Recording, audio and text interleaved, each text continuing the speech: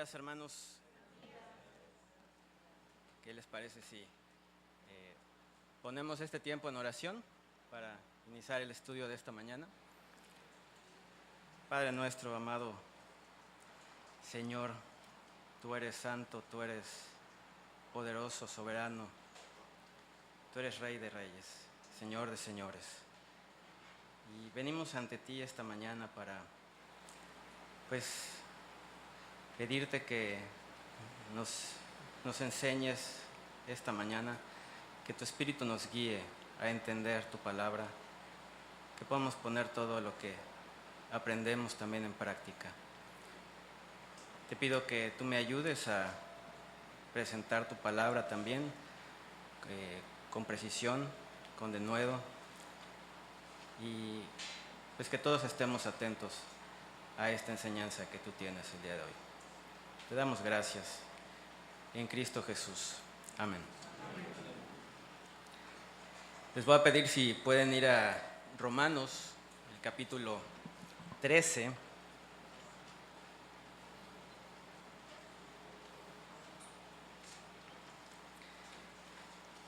Y ahí mientras van a este texto, Romanos 13, déjenme leerles un texto.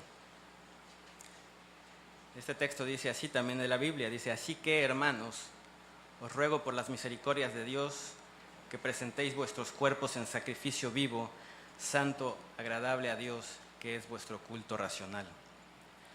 No os conforméis a este siglo, sino transformaos por medio de la renovación de vuestro entendimiento, para que comprobéis cuál sea la buena voluntad de Dios, agradable y perfecta. ¿Recuerdan este texto? Hace 4 semanas nuestro hermano Chris predicó sobre este texto. Romanos 12, versículos 1 y 2.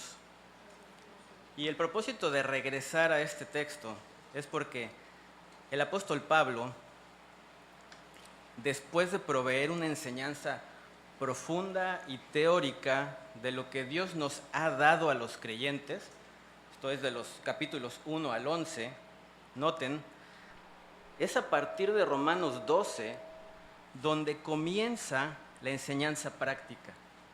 Es decir, lo que los creyentes ahora deben darle a Dios. Por consiguiente, Romanos 12, 1 y 2 son prácticamente la introducción a los deberes que tenemos los que estamos en Cristo. Por ejemplo, el primero, debemos someternos a Dios, versículo 1. Y debemos pensar conforme a la Escritura, versículo 2.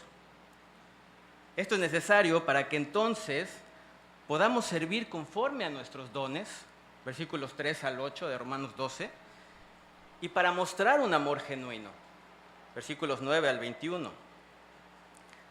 Ahora, miren esto. Romanos, los capítulos 12 y 13, son textos imprescindibles en la teología sistemática.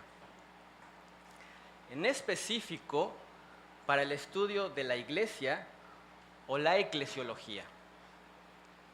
Porque nos ayudan a entender lo que Dios demanda de sus hijos, la iglesia, su iglesia. Así pues, hoy estudiaremos más deberes que los creyentes tenemos.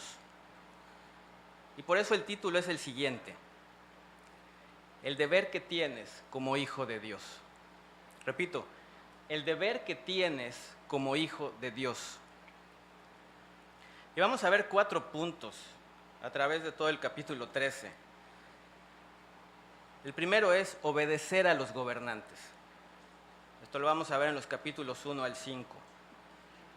El número 2 es cumplir con tus obligaciones, versículos 6 y 7. Número 3, amar a tu prójimo, versículos 8 al 10. Y el número 4, ser más como Cristo, versículos del 11 al 14. Entonces, ahora sí les pido si me pueden acompañar a Romanos 13. Voy a dar lectura a este texto. Romanos 13, versículo 1 dice: sométase toda persona a las autoridades superiores, porque no hay autoridad sino de parte de Dios. Las que hay, por Dios han sido establecidas. De modo que quien se opone a la autoridad, a lo establecido por Dios resiste, y los que resisten acarrean condenación para sí mismos. Porque los magistrados no están para infundir temor al que hace el bien, sino al malo. ¿Quieres, pues, no temer la autoridad? Haz lo bueno y tendrás alabanza de ella. Porque es servidor de Dios para tu bien. Pero si haces lo malo, teme, porque no en vano lleva la espada, pues es servidor de Dios, vengador para castigar al que hace lo malo. Por lo cual es necesario estarles sujetos, no solamente por razón del castigo, sino también por causa de la conciencia. Pues por esto pagáis también los tributos, porque son servidores de Dios que atienden continuamente a esto mismo. Pagad a todos lo que debéis, al que tributo, tributo, al que impuesto, impuesto, al que respeto, respeto, al que honra, honra. No debáis a nadie nada, sino el amaros unos a otros, porque el que ama al prójimo ha cumplido la ley. Porque no adulterarás, no matarás, no hurtarás, no dirás falso testimonio, no codiciarás. Y cualquier otro mandamiento en esta sentencia se resume: amarás a tu prójimo como a ti mismo. El amor no hace mal al prójimo, así que el cumplimiento de la ley es el amor. Y esto, conociendo el tiempo, que es ya hora de levantarnos del sueño, porque ahora está más cerca de nosotros nuestra salvación que cuando creímos. La noche está avanzada y se acerca el día. Desechemos pues las obras de las tinieblas y vistámonos las armas de la luz. Andemos como de día, honestamente, no en glotonerías y borracheras, no en lujurias y lascivias, no en contiendas y envidia, sino vestíos del Señor Jesucristo y no proveáis para los deseos de la carne. El primer punto: obedecer a los gobernantes. Miren el versículo 1. Sométase toda persona a las autoridades superiores. Y lo primero que vemos es un mandato: sométase. Es un verbo en modo imperativo. O sea, no es opcional para los creyentes. Significa ser sumiso. La idea es de inclinarse o estar dispuesto a obedecer las órdenes o deseos de otros. La palabra en el original se usaba con frecuencia en el ámbito militar para referirse a soldados bajo la autoridad de un oficial superior. Por consiguiente, los creyentes deben someterse a los gobernantes, quienes tienen la autoridad en una nación. Ahora, según el contexto en Romanos 12:1, Pablo habla a los hermanos. Por tanto, toda persona se refiere a toda persona creyente. Se dirige a incrédulos. Se dirige a creyentes, no a incrédulos. Creo que están poniendo atención, hermanos. Entonces, ¿quedó claro? Creyentes. Vean por qué los creyentes debían someterse. Versículo 1. Porque no hay autoridad sino de parte de Dios, y las que hay, por Dios han sido establecidas. Esto significa que todas y cada una de las autoridades en la historia han sido ordenadas y colocadas por Dios. Sin importar el sistema de gobierno o quién sea el gobernante, escuchen, todos han sido impuestos soberanamente por Dios. Ahora, versículo 2. De modo que quien se opone a la autoridad, a lo establecido por Dios resiste. En otras palabras, Pablo les dice: si ustedes están en contra de las autoridades, entonces también están en contra de Dios. Y los que resisten, dice el versículo, acarrean condenación para sí mismos. Miren, han existido debates respecto a la interpretación del término condenación en este texto.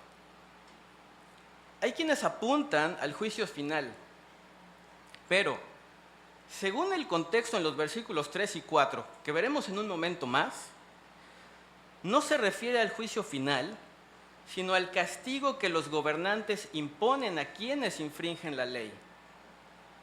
Y en un contexto más amplio de la carta, no hay condenación para los que están en Cristo. Así que no se trata del juicio final.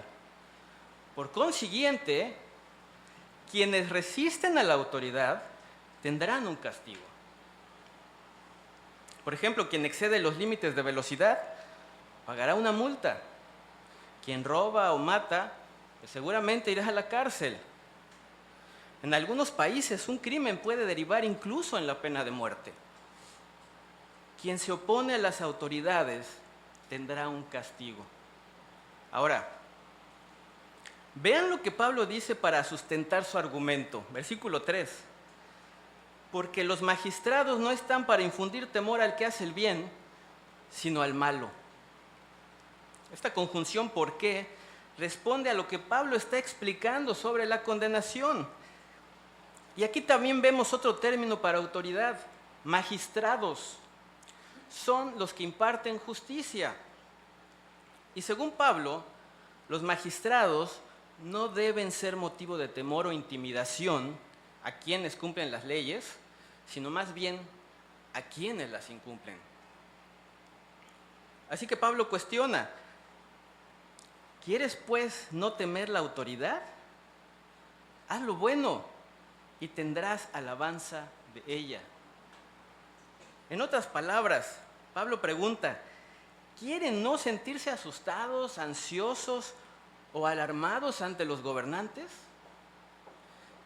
Entonces compórtense con excelencia moral y sométanse a las autoridades. Eso es hacer lo bueno. Y al hacerlo, Pablo dice, serán respetados, alabados, aprobados por los gobernantes. Versículo 4 dice, porque es servidor de Dios para tu bien. Esto es tremendo. Los gobernantes son servidores de Dios y colocados en sus cargos para nuestro bien, para promover el bien público. ¿Se dan cuenta? Miren qué más dice el versículo. Pero si haces lo malo, teme, porque no en vano lleva la espada, pues es servidor de Dios, vengador para castigar al que hace lo malo. Este pero al inicio, ahorita de esta frase, denota un contraste. Pablo está diciendo, por el contrario, si desobedecemos a los gobernantes, entonces tenemos motivo para temer, para estar ansiosos, para estar aprensivos, porque habrá un castigo si hacemos lo malo. Pablo dice también que los gobernantes son vengadores. Y la idea al usar este término es porque son ejecutores de la justicia. Son quienes imponen el castigo a quienes incumplen. La palabra castigar en el original, aquí en el texto, significa ira, enojo. La idea es de una justa indignación de Dios hacia el pecado acumulado por un largo periodo. Ahora bien, si ustedes notaron, Pablo utiliza la figura de un arma letal, la espada, que simboliza el derecho del gobernador romano para castigar incluso con la muerte a quienes infringían la ley. El comentarista Douglas Moo dice lo siguiente, y cito, la autoridad que actúa como sierva de Dios es el instrumento de venganza a través del cual Dios ejecuta su ira contra el pecado humano. Fin de la cita.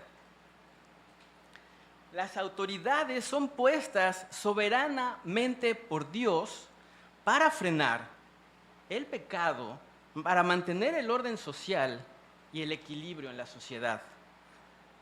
Y Pablo concluye esta primera parte del capítulo diciendo, versículo 5, por lo cual es necesario estarles sujetos, no solamente por razón del castigo, sino también, y escuchen, por causa de la conciencia. Pablo resume aquí todo el argumento de los primeros 4 versículos.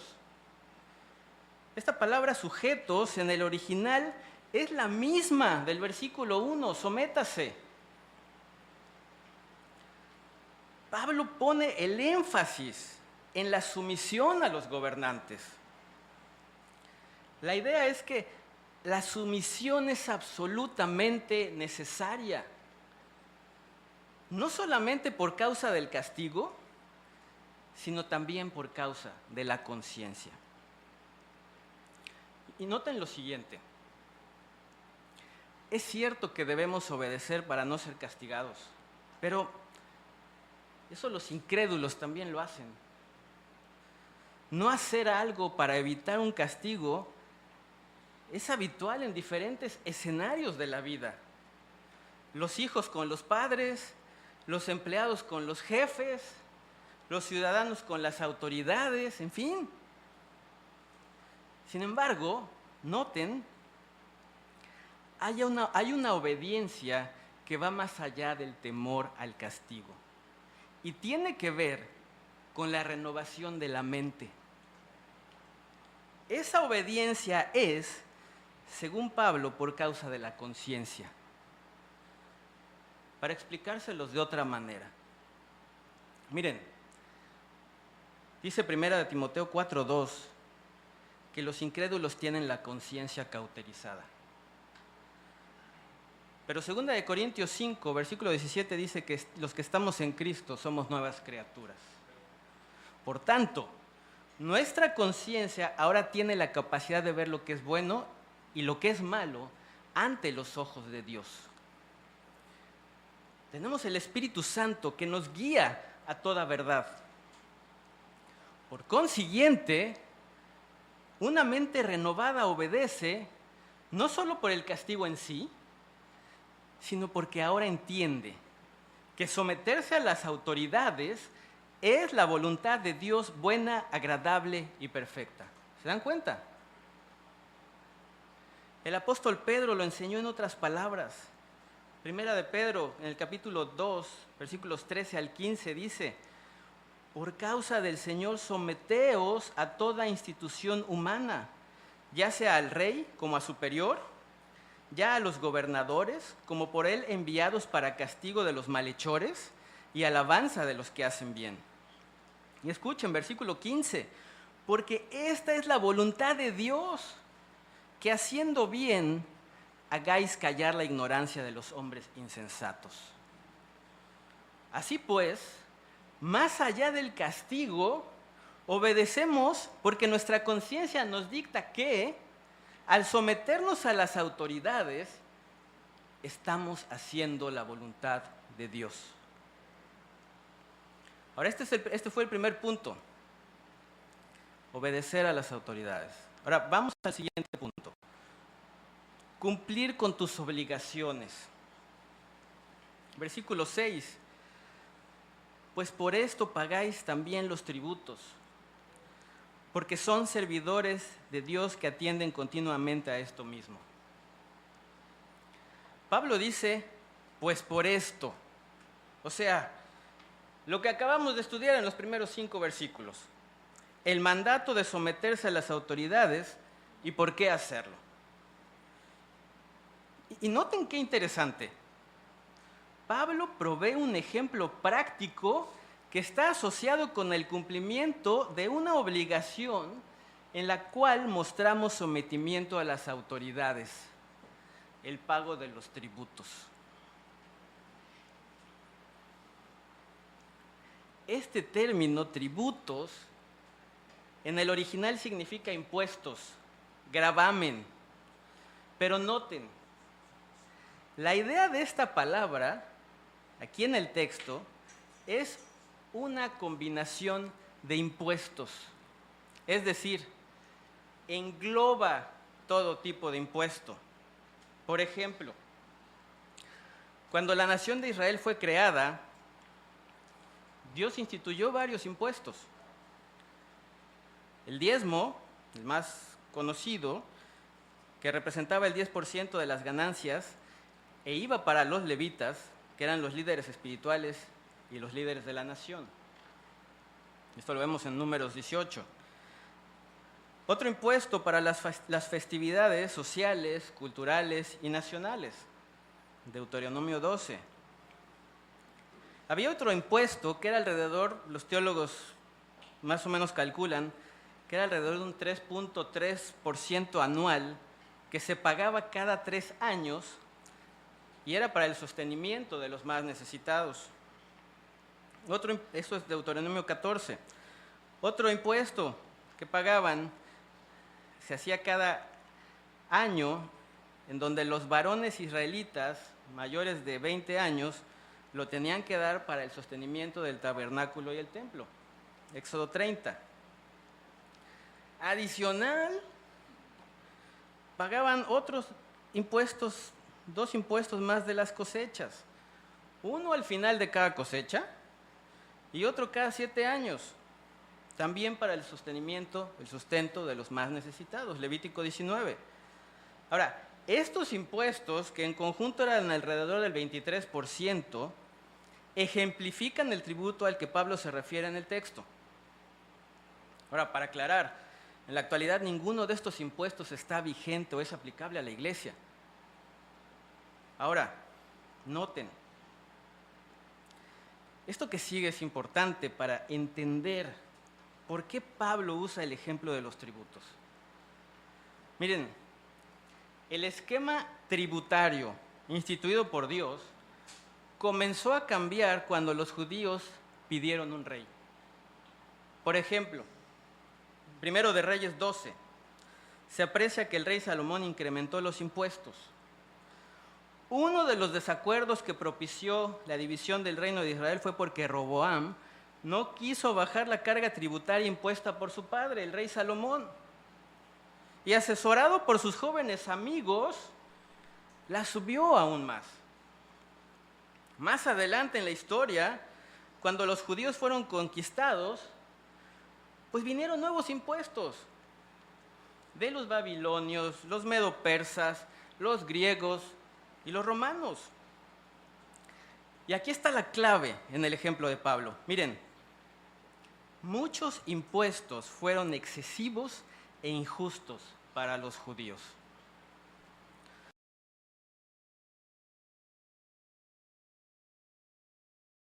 El Señor Jesús tuvo que pagar 2 dracmas para acceder al templo en Capernaum. Es como si cada vez que viniéramos los domingos, nuestro hermano Iván o nuestro hermano y Marco, que están ahí bien fieles, ¿no?, para ayudarnos a entrar, nos dijeran: cáele con tus 2 dracmas, hermano. O sea,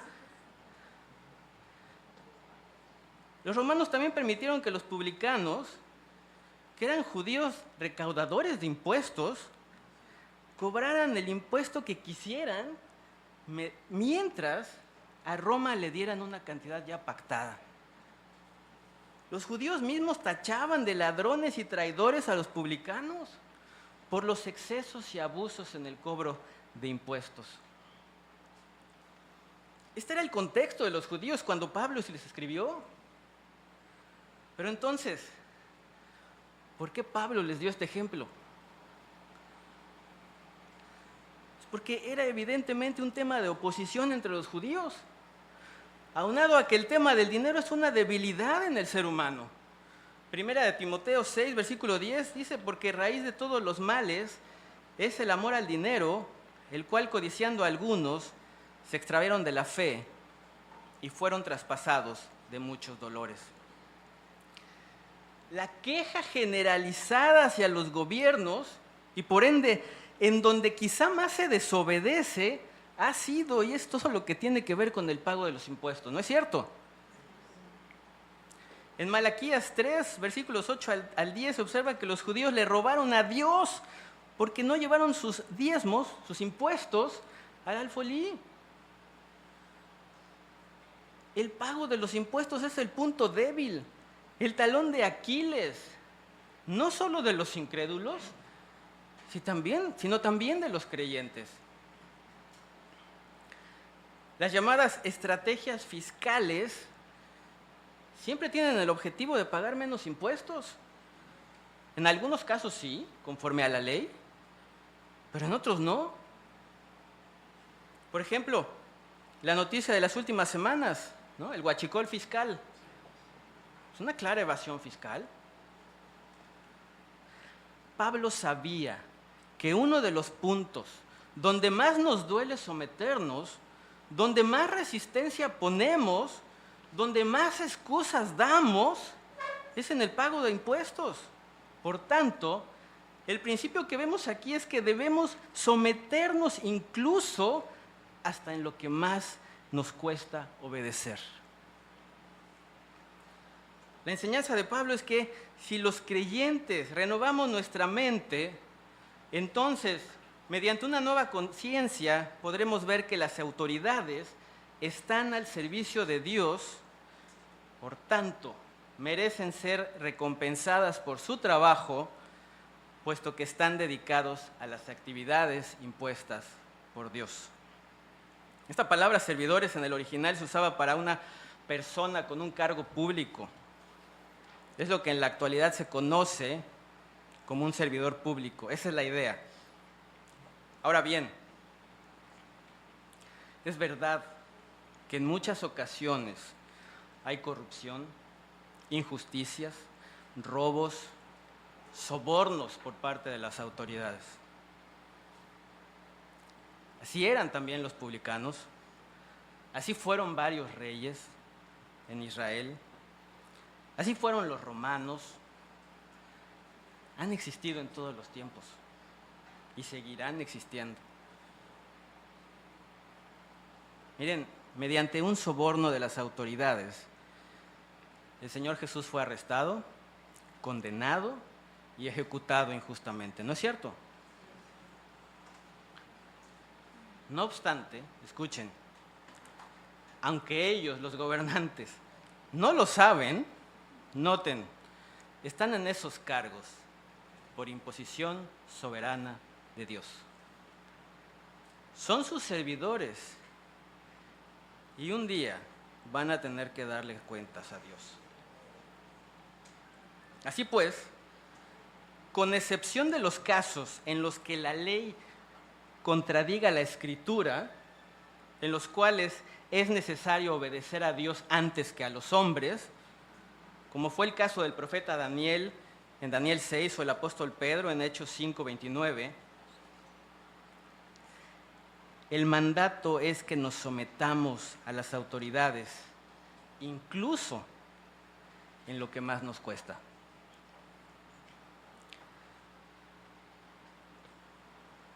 Versículo 7 dice: pagad a todos lo que debéis.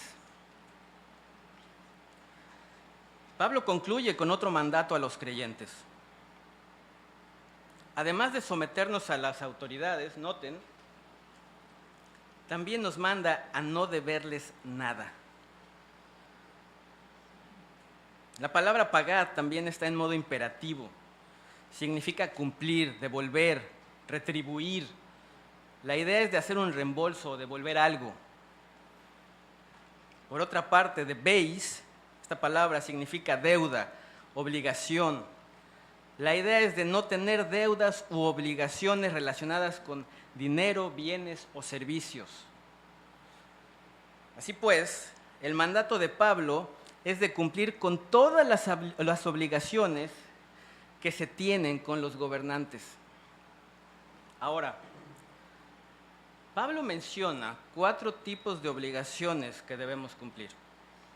Él dice, versículo 7, al que tributo, tributo, al que impuesto, impuesto, al que respeto, respeto, al que honra, honra. La primera obligación, pagar el tributo, es la que acabamos de ver en el versículo 6. Se refiere de forma general a una combinación de impuestos. Por ejemplo, en México tenemos lo que es el ISR, ¿no? El impuesto sobre la renta, el IVA, el impuesto al valor agregado, el IEPS, el impuesto especial sobre bienes, productos y servicios, el predial, en fin, el tributo engloba todos estos impuestos. La segunda obligación, pagar los impuestos. Y aquí Pablo lo hace más específico. Esta palabra impuesto en el original es diferente al tributo. Significa terminar, completar, concluir. Porque se paga generalmente a la terminación de un ciclo. Es lo que se conoce como un impuesto indirecto. Los contadores y los abogados fiscalistas que estén por acá seguramente entenderán a qué me refiero. En términos prácticos, son los impuestos que pagamos por el consumo de bienes y servicios. Por ejemplo, los impuestos que pagaban los judíos al final de las cosechas, ¿no? Al final de un ciclo. En México, pues los ejemplos más claros son el IVA y el IEPS, ¿no? Son los que terminamos pagando todos, ¿no? Ahora, como ven, Pablo va de lo general a lo particular. Y la instrucción es que debemos pagar todos y cada uno de los impuestos.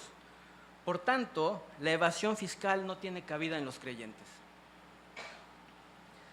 Hay dos obligaciones más que ya no están directamente relacionadas con el pago de impuestos, pero noten, sí con la actitud y el trato que debemos tener con los gobernantes. Primero, debemos ser respetuosos. La palabra respeto significa reverencia, temor. La idea es de un sentimiento de profundo respeto. Tristemente, cada vez hay más casos de ciudadanos que insultan a los gobernantes, noticiarios que incitan a faltarles al respeto, ¿no es cierto? Y quizá nosotros también hemos sido irrespetuosos con las autoridades. No obstante, como creyentes, nuestra actitud hacia las autoridades debe ser siempre de respeto. Por otra parte, la Escritura nos manda a honrarlos. Esta palabra significa honor, alabanza, dignidad, en el sentido de que son altamente valorados. Se refiere a honrarlos de manera auténtica y sin fingimientos. Ahora, no porque se lo merezcan, sino porque han sido puestos por Dios y Él nos manda a hacerlo. Difícil, ¿no es cierto? Pero es el mandato que tenemos. Los gobernantes son servidores de Dios para nuestro bien, para hacer justicia y castigar al desobediente. Sin importar qué tipo de autoridades son, ya sean tiranos, dictadores, opresores, corruptos, impíos, injustos, y pónganle todos los que ustedes quieran. O bien, autoridades temerosas de Dios, escuchen, el mandato a los creyentes es no deberles nada. Y eso incluye pagarles todos los impuestos, respetarlos y honrarlos. Este fue el punto número 2. Cumple con tus obligaciones. Ahora el punto número 3. Amar a tu prójimo. Miren el versículo 8. No debáis a nadie nada. En esta frase, Pablo mantiene la continuidad con la enseñanza de los dos versículos anteriores, el 6 y el 7. Solo que ahora traslada el mandato del pago de las deudas a otro ámbito. Es decir, no solo no le debas a las autoridades, sino tampoco le debas a nadie. Nada, dice. Y cuando Pablo dice a nadie, dice el contexto de Romanos 12, vemos ahí, que incluye a creyentes e incrédulos. A nadie. Y noten lo siguiente.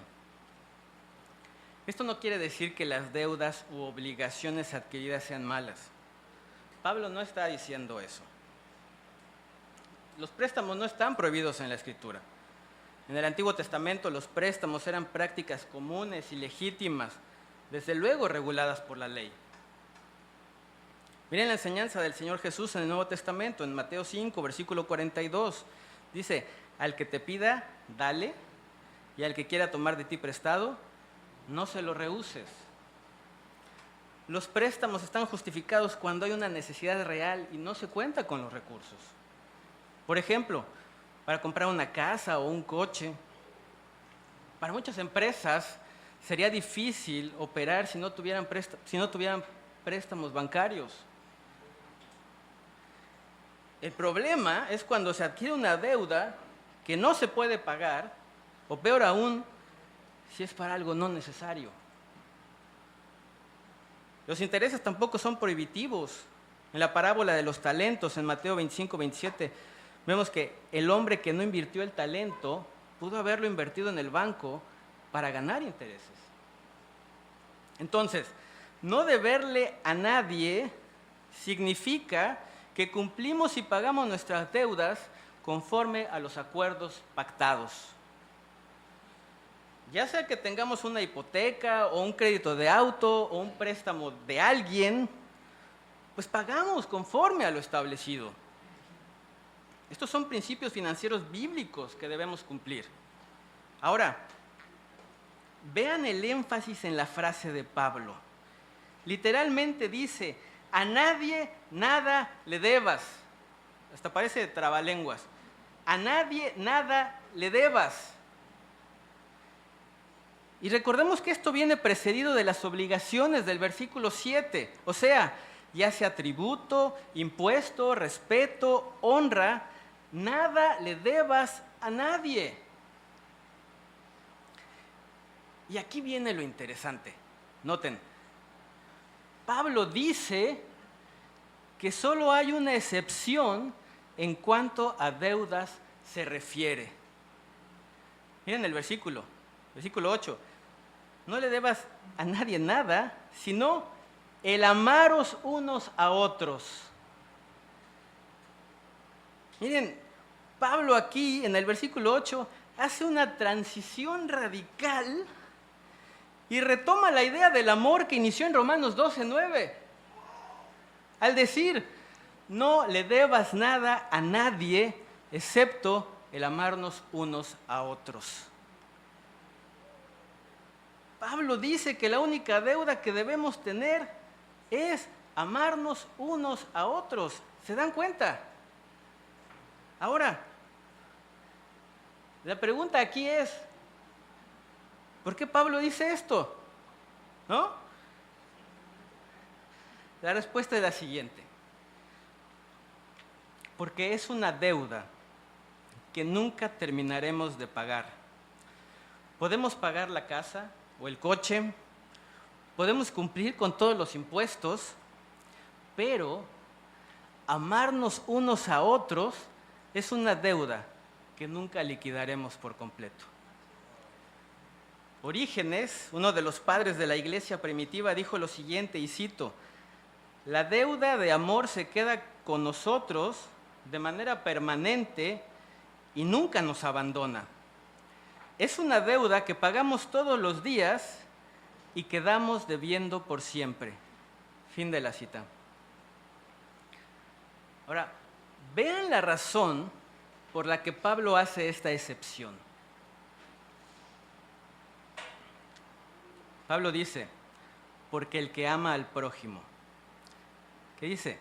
Ha cumplido la ley. Ahora, según lo que hemos estudiado en los capítulos anteriores de la carta, les hago esta pregunta. ¿Quién ha cumplido la ley? Solo el Señor Jesús. Por tanto, mientras estemos en este mundo y hasta no tener cuerpos glorificados, escuchen, no lograremos amar a nuestro prójimo como debiéramos. Por eso siempre será una deuda que tendremos pendiente. ¿Se dan cuenta?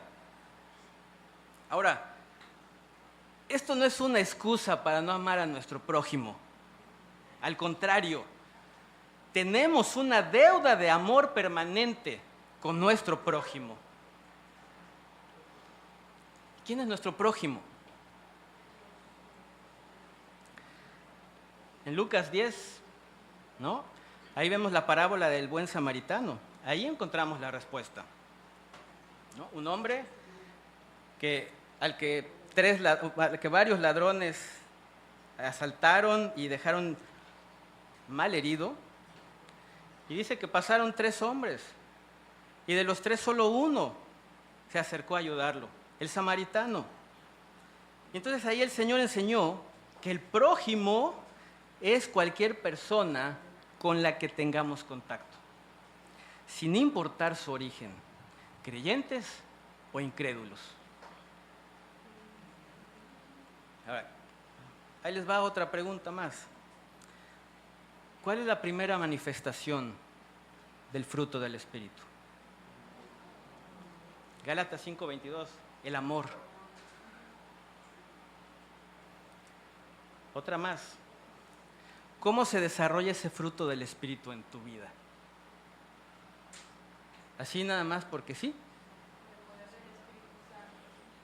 Escuchen esto, hermanos. Este fruto se desarrolla en la medida que tú entiendes, mediante la Escritura, en qué consiste el amor. Y entonces renuevas tu mente para amar como Dios lo hace. Por tanto, para amarnos unos a otros, primero debemos entender en qué consiste el amor, ¿no es cierto? Vayan a 1 de Juan, capítulo 4.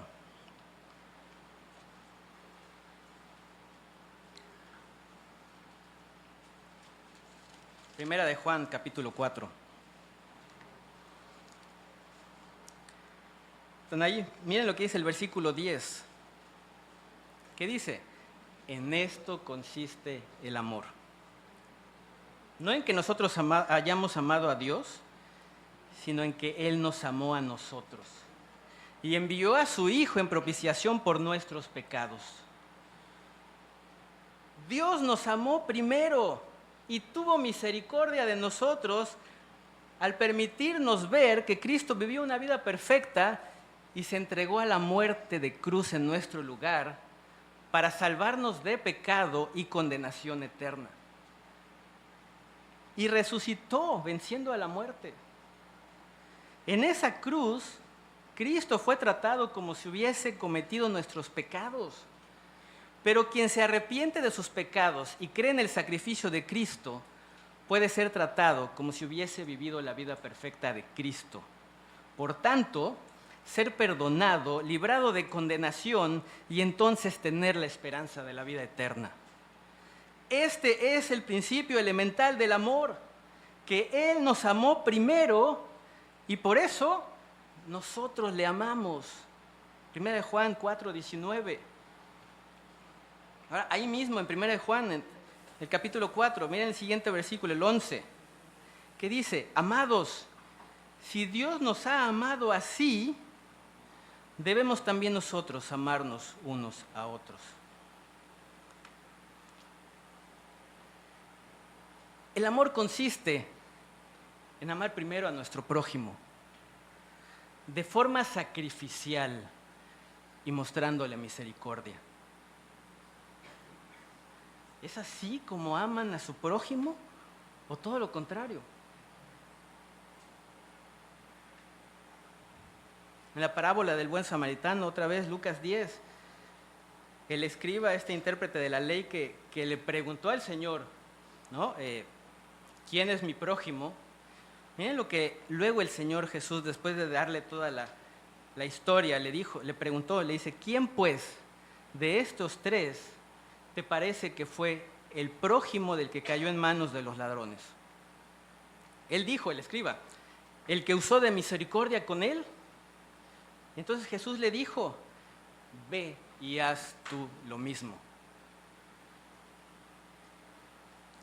En esto consiste el amor, en que haciendo a un lado nuestros prejuicios y egoísmo, vayamos con nuestro prójimo y lo amemos primero, sacrificando nuestro orgullo. Así es como activamos el ciclo de amor recíproco, los unos a los otros. No esperemos a que venga nuestro prójimo a nosotros. No esperemos que nos hable primero. No permitamos que nuestra percepción sea un obstáculo para acercarnos a Él.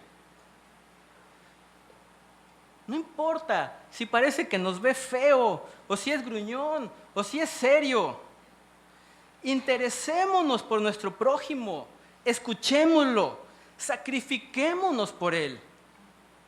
Dejemos el egoísmo atrás y seamos los primeros en ir y amarlo genuinamente y sin fingimiento. Y si es incrédulo, hagamos la gran comisión y alcancémoslo para Cristo. En esto consiste el amor. Hagámoslo. Y entonces comprobaremos cuál es la buena voluntad de Dios, agradable y perfecta. Hay algo más que debemos entender acerca del amor. Vayan por favor a Colosenses, capítulo 3.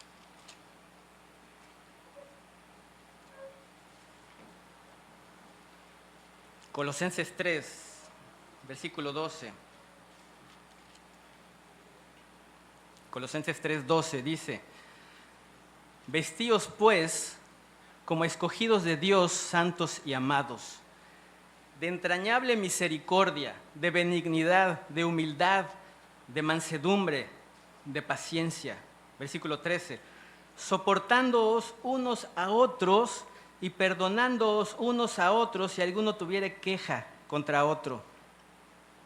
De la manera que Cristo os perdonó, así también hacedlo vosotros. Y miren el versículo 14. Y sobre todas estas cosas, o sea, todo esto que acaba de decir, ¿qué dice? Vestíos de amor, que es el vínculo perfecto. Hermanos, el amor es lo que conecta todo de manera perfecta. Ahora, ¿cómo nos vestimos de amor? Así como Pablo lo resume en el texto. Romanos 13, versículo 9, regresemos. Versículo 9 dice: porque no adulterarás, no matarás, no hurtarás, no dirás falso testimonio, no codiciarás, y cualquier otro mandamiento en esta sentencia se resume: amarás a tu prójimo como a ti mismo. Miren, Pablo cita mandatos que se refieren a las relaciones con el prójimo. Éxodo 20, Deuteronomio 5, Levítico 19, y allí algunos en sus Biblias tienen hasta más textos.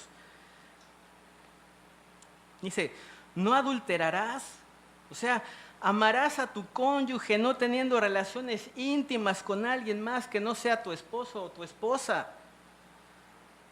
No matarás, o sea, amarás a tu prójimo no quitándole la vida intencionalmente. No hurtarás. Amarás a tu prójimo no robándole, no tomando algo que es de su pertenencia sin su consentimiento. No dirás falso testimonio, o sea, amarás a tu prójimo no acusándolo falsamente, no hablando mal de él o haciendo chisme de él. No codiciarás, o sea, amarás a tu prójimo no teniendo un deseo intenso por ninguna de sus posesiones. Éxodo 20, 17 dice: no codiciarás la casa de tu prójimo, no codiciarás la mujer de tu prójimo, ni su siervo, ni su criada, ni su buey, ni su asno, ni cosa alguna de tu prójimo. Y a todo esto, noten, vean lo que Pablo dice en el texto: y cualquier otro mandamiento, en el entendido de que son todos aquellos que se refieren a las relaciones con el prójimo. Por ejemplo, lo vimos la semana pasada, hace una semana: sé hospitalario, llora con ellos, no te vengues, Romanos 12. Filipenses 2, versículo 3, no hagas nada por contienda o vanagloria, sé humilde. Primera de Corintios 13, este gran capítulo acerca del amor. Versículos 4 al 6 dice, el amor es sufrido, es benigno. El amor no tiene envidia. El amor no es jactancioso, no se envanece. No hace nada indebido, no busca lo suyo, no se irrita, no guarda rencor. No se goza de la injusticia, mas se goza de la verdad. Así es como nos vestimos de amor. Y así es como Pablo resume lo que significa amar a tu prójimo como a ti mismo. El segundo más grande mandamiento, según lo que vemos en Mateo 22, versículo 39. Amar a nuestro prójimo como a nosotros mismos significa que no les haremos daño en ninguna manera. Significa que para amarlos genuinamente debemos ser humildes y hacer el egoísmo y el orgullo a un lado. Y por todo esto, Pablo concluye diciendo que, vean el versículo 10, el amor no hace mal al prójimo. Si obramos desinteresadamente, dejando el orgullo atrás, buscando el bien de los demás, amándolos de forma genuina y piadosa, entonces, según Pablo, no le hacemos mal al prójimo.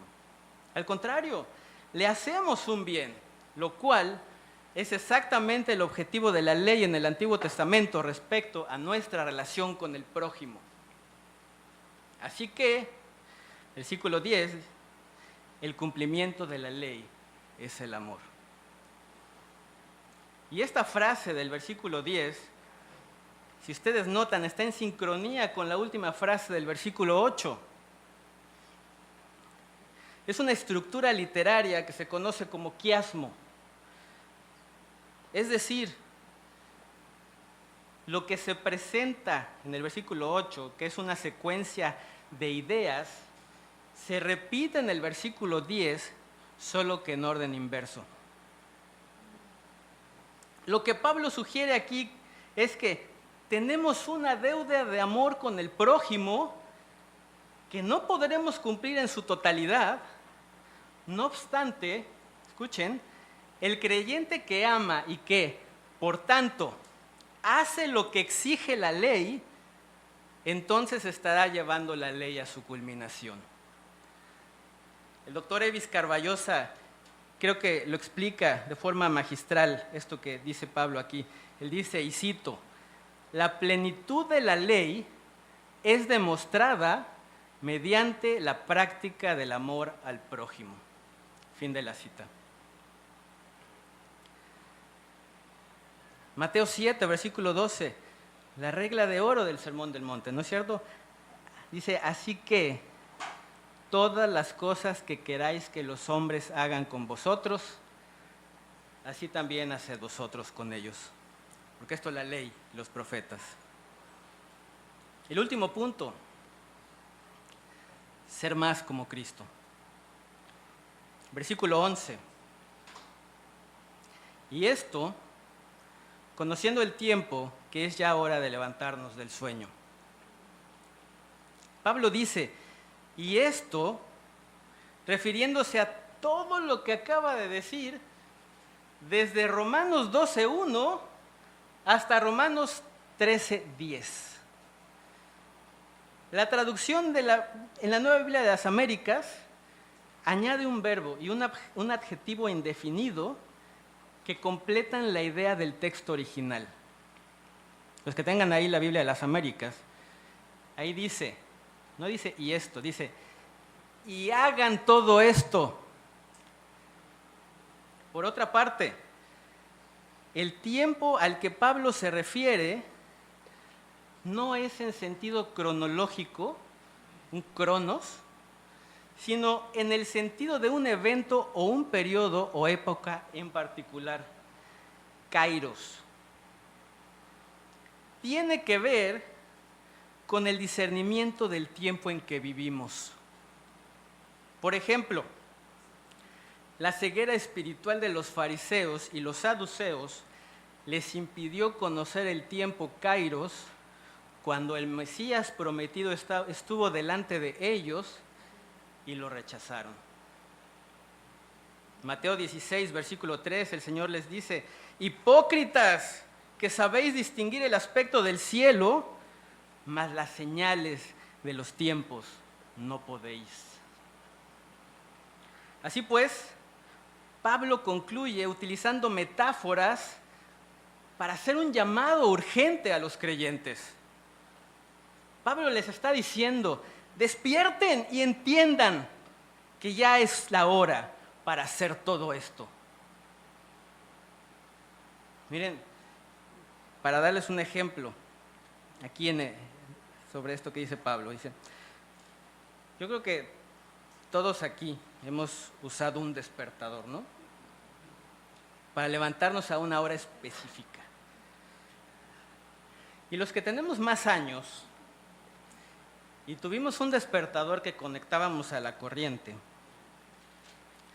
¿qué pasaba cuando se iba la luz en la noche? Se borraba todo, se desconfiguraba, ¿no? Se ponía así a parpadear. Y de pronto despertabas y ya ibas tarde, con la urgencia, la angustia de llegar a la escuela, al trabajo, a una cita, en fin. Ese es el tipo de urgencia que vemos en el texto. Pablo diciendo, dejen de dormir, ya despierten, entiendan que ya es tiempo, esta es la hora para que dejen de conformarse a este mundo y sean transformados por medio de la renovación de su mente. Es hora de que hagan todas estas cosas que les he dicho y que se presenten en sacrificio vivo, santo y agradable a Dios. Miren lo que dice Efesios 5:14. Dice, por lo cual dice, despiértate, tú que duermes, y levántate de los muertos, y te alumbrará Cristo. En este versículo, en este texto de Efesios, Pablo habla a creyentes cuya pereza espiritual les hacía ver como si vivieran alejados de Dios. Primera de Corintios 15:34, miren lo que dice. Primera de Corintios 15:34, velad debidamente y no pequéis, porque algunos no conocen a Dios. Y vean lo que dice, para vergüenza vuestra lo digo. Pablo aquí habla a creyentes ignorantes de la palabra de Dios y les dice, les debería de dar vergüenza no interesarse en las cosas de Dios. Ahora, vean la razón por la que Pablo les dice todo esto. Porque ahora está más cerca de nosotros nuestra salvación que cuando creímos. Pablo está apuntando a un evento futuro, escatológico. El momento en que nuestra salvación será completada. Ese día en que seremos redimidos de estos cuerpos de corrupción. Y como creyentes, debemos tener la mira puesta en ese día. Por eso la urgencia de vivir en santidad. Porque cada día que pasa estamos más cerca de los acontecimientos finales en el plan de redención de Dios. Hoy estamos más cerca de ese día que cuando creímos. Y miren, no sabemos cuándo partiremos de este mundo, ni el día y la hora en el que el Señor Jesús regresará. No lo sabemos. Pero, como dice aquel himno que cantamos, ya sea que el Señor vuelva o que nosotros partamos a su presencia, debemos dejar atrás nuestro letargo espiritual y pelear la buena batalla de la fe. 2 Timoteo 4:7. Porque, miren el versículo 12, la noche está avanzada y se acerca el día. Y Pablo utiliza otra metáfora, solo que ahora para contrastar entre el término de la noche y el inicio de un nuevo día. Y esto quiere decir que este tiempo de pecado está por terminar y que el día de la gloria y el juicio de Dios está por comenzar. Así que, mientras la noche avanza y llega ese día, ¿qué dice? Desechemos pues las obras de las tinieblas y vistámonos las armas de la luz. Pablo utiliza una metáfora más, ahora para contrastar la antigua vida de pecado y la nueva vida en Cristo. Pablo dice que desechemos. Esta palabra significa despojar, abandonar. La idea es de quitarnos la vestimenta que traemos puesta. Por otra parte, las tinieblas representan el pecado, el reino de Satanás. Así pues, Pablo dice que nos despojemos de todas las obras impías, que abandonemos el pecado. Hebreos 12:1 dice, despojémonos de todo peso y del pecado que nos asedia. Santiago 1:21, desecha toda inmundicia y abundancia de malicia. 1 de Pedro 2:1, desechen toda malicia, todo engaño, hipocresías, envidia y toda calumnia. Efesios 4:22, en cuanto a la pasada manera de vivir, despojaos del viejo hombre. Asimismo, Pablo dice que nos vistamos con las armas de la luz. Y él utiliza la imagen de las armas con la idea de protección. Por ejemplo, en algunos deportes se requieren cascos, espinilleras, guantes, caretas, protectores bucales. Los soldados, por ejemplo, llevan sus armas para protegerse de los enemigos. Esa es la idea. Por otra parte, la luz representa a Dios, la pureza, la santidad, la sobriedad, la justicia, en fin. Primera de Juan 1, versículo 5 dice, este es el mensaje que hemos oído de él y os anunciamos. Escuchen, Dios es luz y no hay ningunas tinieblas en él. Así pues, Pablo dice que nos vistamos con toda la protección que Dios nos da. Primera de Corintios 15, 53 dice, es necesario que esto corruptible se vista de incorrupción. Efesios 4, 24, vestidos del nuevo hombre. Colosenses 3, 12, ya lo vimos hace rato, vestidos pues como escogidos de Dios, santos y amados. Colosenses 1, 13, el cual nos ha librado de la potestad de las tinieblas y trasladado al reino de su amado Hijo. Miren, a pesar de los ataques del enemigo, como hijos de Dios, tenemos todas las armas para permanecer firmes y salir victoriosos en la batalla de cada día.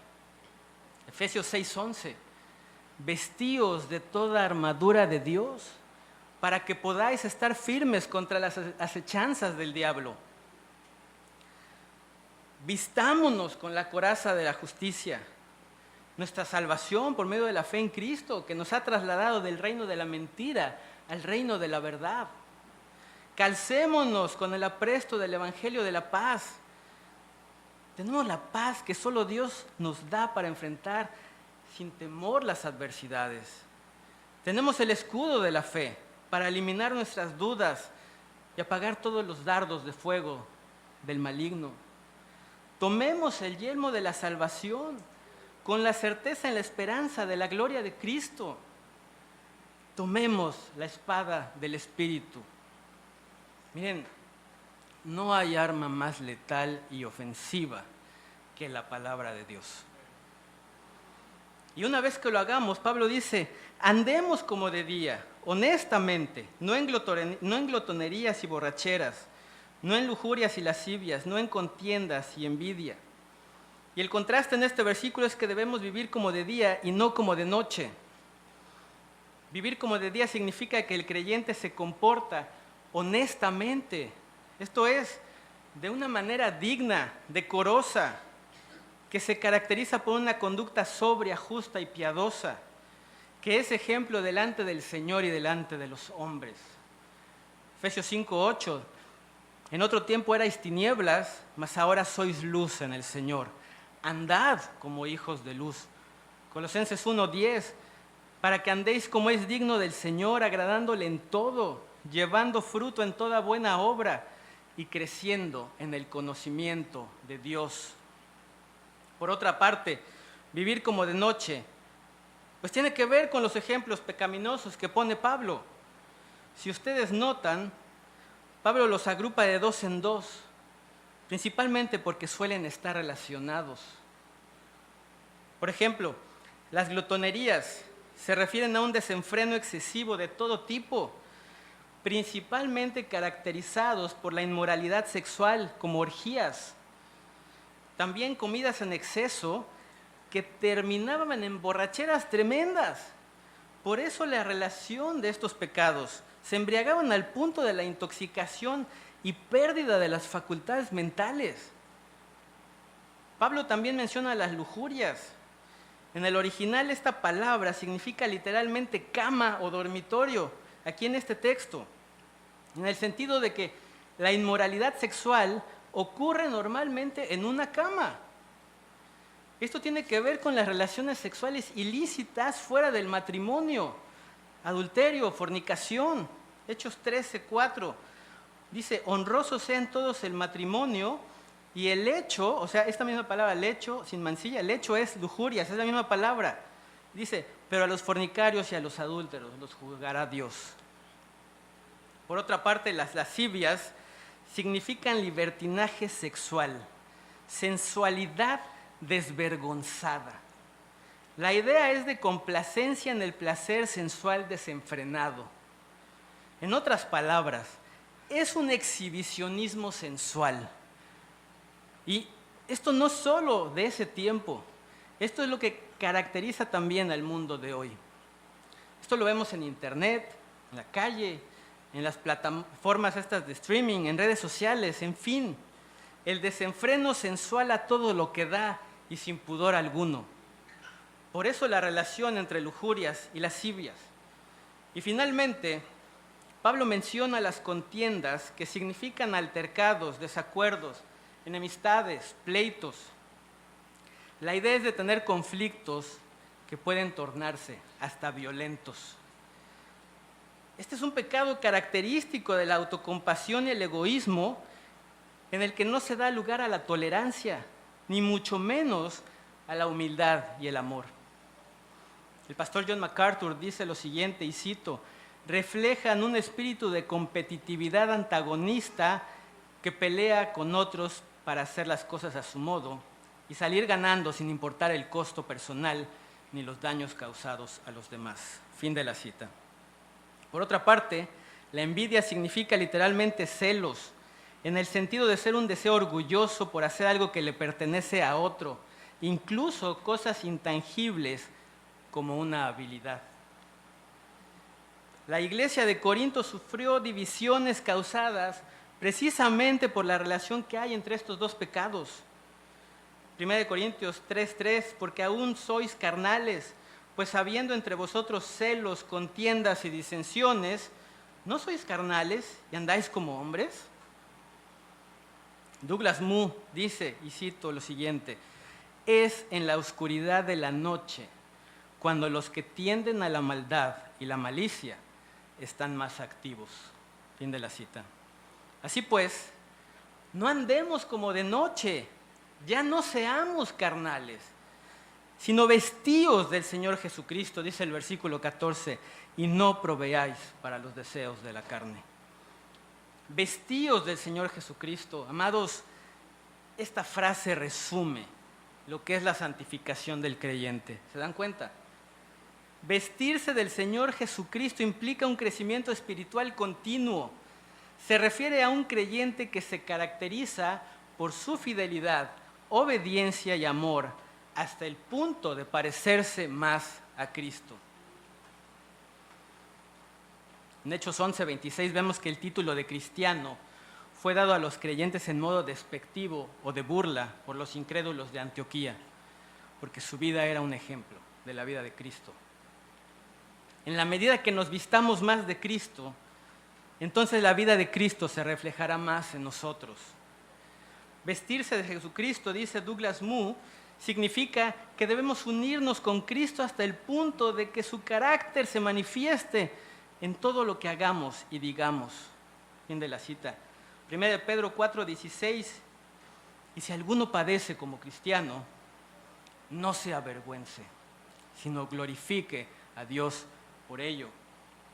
Ahora, miren lo que Pablo hace. él enlaza perfectamente esta exhortación con la del comienzo en Romanos 12. Esto es tremendo.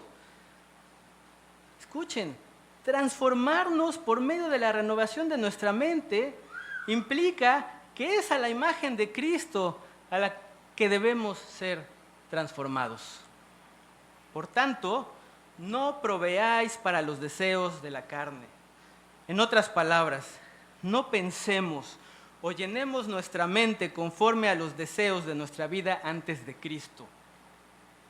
La palabra proveáis en el original significa pensar de antemano.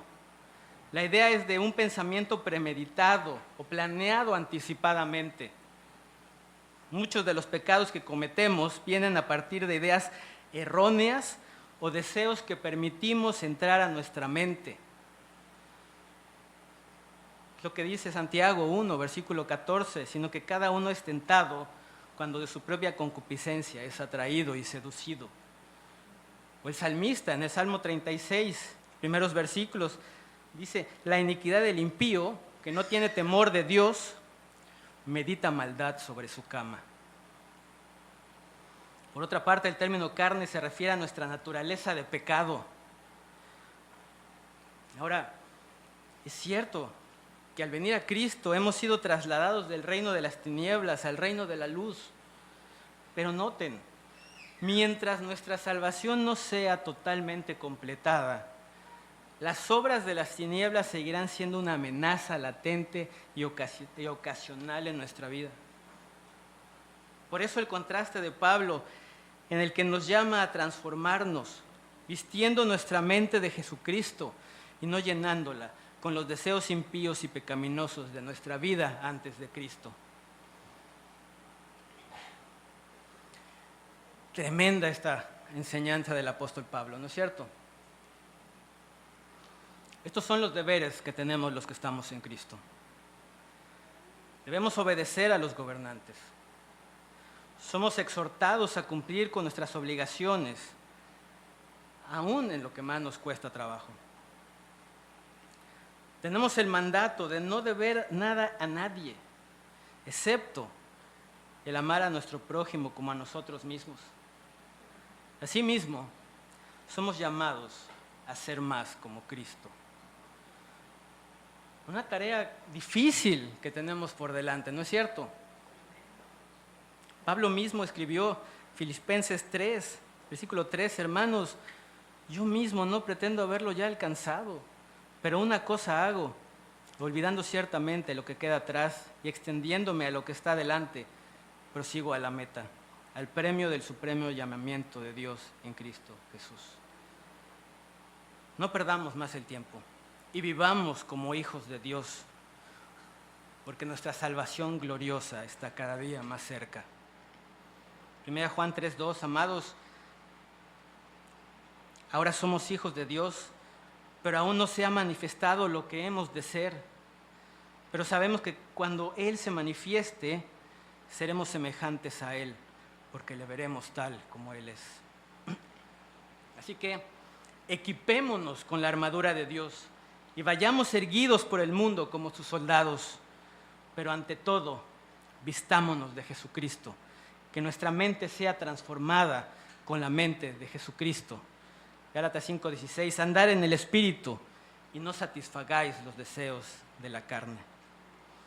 Hermanos, cierro con esta frase de uno de los maestros que he tenido, Pastor Roberto Sánchez. Dice, una mala conducta es un obstáculo a la credibilidad del mensaje que predicamos. Por tanto, nuestra conducta debe adornar el Evangelio que predicamos. Fin de la cita.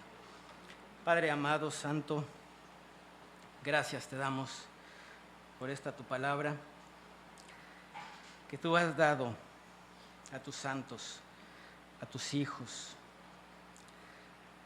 Gracias por esta enseñanza, porque a través de ella podemos ver que tenemos todas las herramientas, todas las armas para enfrentar el día a día. Mientras esperamos ese día hermoso en que veremos a tu Hijo en gloria. Gracias por esta enseñanza. Amado Padre, te damos para la gloria de Cristo. Amén.